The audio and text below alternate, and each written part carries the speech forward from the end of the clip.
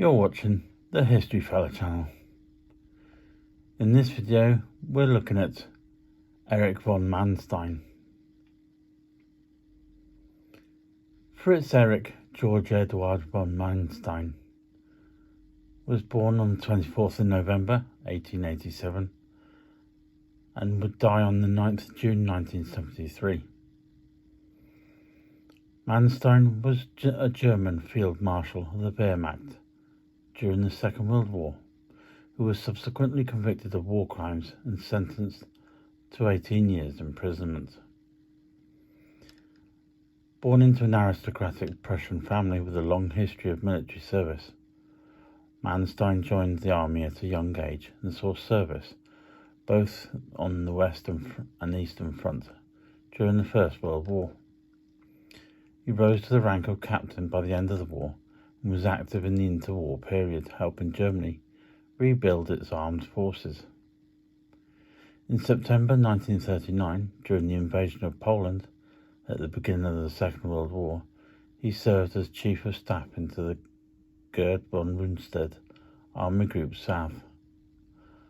Adolf Hitler chose Manstein's strategy for the invasion of France of May 1940, a plan later refined by Franz Halder and other members of the OKH.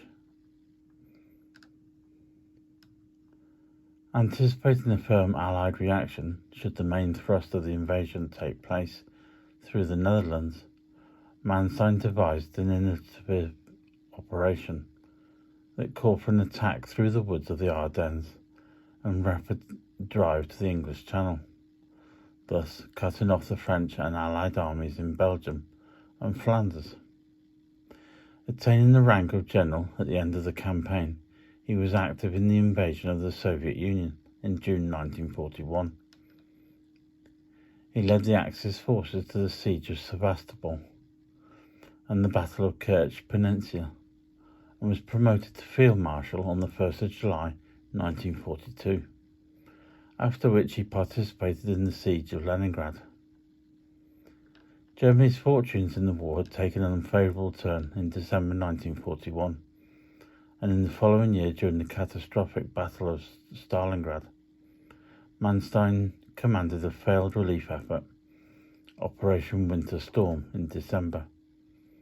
Later known as the Backhand Blow, Manstein's counter-offensive in the Third Battle of Kharkov regained substantial territory and resulted in the destruction of 3 Soviet armies and the retreat of 3 others.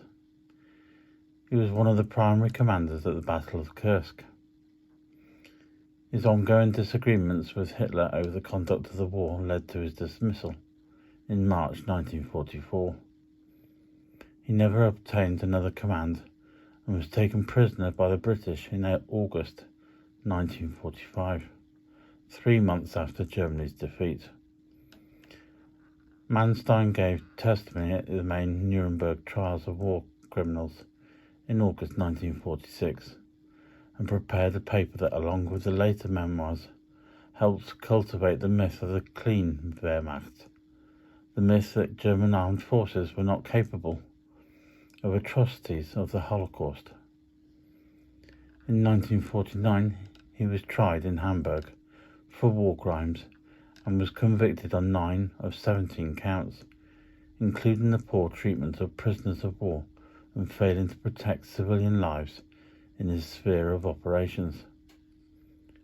His sentence of 18 years in prison was later reduced to 12, and he served only 4 years before being released in 1953. As a military advisor to the West German government in the mid-1950s, he helped re-establish the armed forces. His memoir, Vollering Siege, in 1955, translated into English as Lost Victories, was highly critical of Hitler's leadership and dealt with only the military aspects of the war, ignoring its political and ethical contexts. Manstein died in Munich in 1973.